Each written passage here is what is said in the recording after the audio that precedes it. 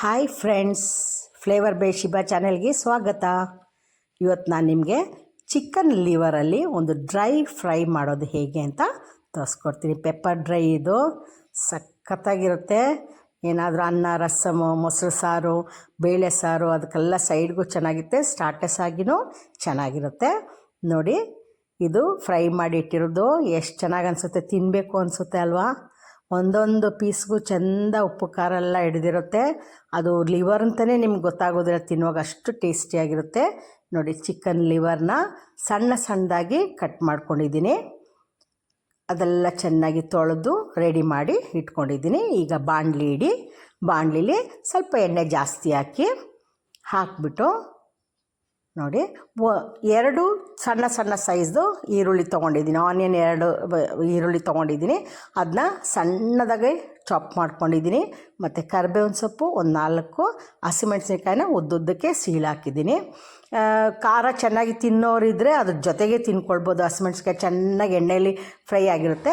ಇಷ್ಟ ಆಗದಿದ್ರೆ ಬೇಗ ತೆಗೆದಾಕ್ಲಿ ಅಂತೇಳಿ ನಾನು ಹಿಂಗೆ ಉದ್ದುದಕ್ಕೆ ಕಟ್ ಮಾಡಿ ಹಾಕೋದು. ಅದಕ್ಕೆ ಸ್ವಲ್ಪ ಅರಿಶಿನ ಪುಡಿ ಹಾಕಿ, ಆಮೇಲೆ 2 ಸ್ಪೂನು ಪೆಪ್ಪರ್ ಪೌಡ್ರ್ ಹಾಕಬೇಕು, 2 ಸ್ಪೂನು ಕರಿಮೆಣಸಿನ ಪುಡಿ ಹಾಕಬೇಕು, ಯಾಕಂದರೆ ಪೆಪ್ಪರ್ ಡ್ರೈ ಫ್ರೈ ಇದು ಅದಕ್ಕೆ. ಮತ್ತು ಶುಂಠಿ ಬೆಳ್ಳುಳ್ಳಿ ಪೇಸ್ಟು 1 ಸ್ಪೂನ್ ಹಾಕ್ಕೊಳ್ಳಿ. ಇದಿಷ್ಟು ಹಾಕ್ಕೊಂಡು ಚೆನ್ನಾಗಿ ಎಣ್ಣೆಯಲ್ಲಿ ಬಾಡಿಸ್ಕೊಳ್ಬೇಕು. ಅದಾದಮೇಲೆ ಲಿವರ್ ಹಾಕಿಬಿಟ್ಟು ಅದನ್ನು ಕೂಡ ಚೆನ್ನಾಗಿ ಬಾಡಿಸ್ಕೊಳ್ಬೇಕು.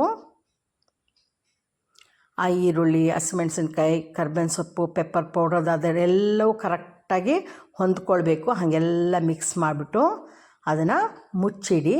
ಟೈಟ್ ಮುಚ್ಚಳದಲ್ಲಿ ಮುಚ್ಚಿಡಬೇಕು. ರುಚಿಗೆ ಎಷ್ಟು ಬೇಕೋ ಅಷ್ಟು ಉಪ್ಪು ಹಾಕ್ಕೊಂಡು ಮತ್ತೊಂದು ಸಲ ಮಿಕ್ಸ್ ಮಾಡಿ ಟೈಟ್ ಮುಚ್ಚಳದಲ್ಲಿ ಮುಚ್ಚಿಡಬೇಕು. ನೀರು ಹಾಕಬಾರ್ದು, ಈರುಳ್ಳಿದೇ ರಸ ಬಿಟ್ಕೊಳ್ಳುತ್ತೆ. ಮತ್ತು ಆಯಿಲ್ ಇರುತ್ತಲ್ಲ ಅದರಲ್ಲೇ ಅದು ಬೇಯುತ್ತೆ. ಜೊತೆಗೆ ಮುಚ್ಚಳದಲ್ಲಿ ಹಾವಿದು ನೀರಿರುತ್ತೆ ನೋಡಿ, ಅದು ಬಿದ್ದು ಅದ್ರ ಜೊತೆಗೆ ಅದು ಬೇಯುತ್ತೆ.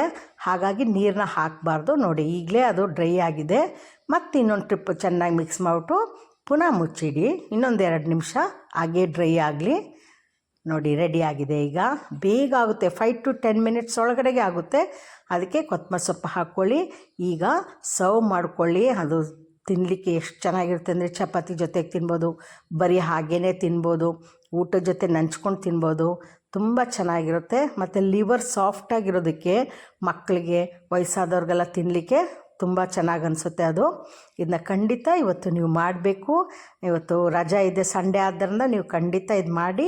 ಇದು ಹೇಗಿತ್ತು ಅಂತ ನನಗೆ ಹೇಳಬೇಕು. ನೆಕ್ಸ್ಟ್ ವೀಡಿಯೋದಲ್ಲಿ ನಮಗೆ ಮೀಟ್ ಮಾಡೋಣ. ಅಲ್ಲಿವರೆಗೂ take care, bye, thank you.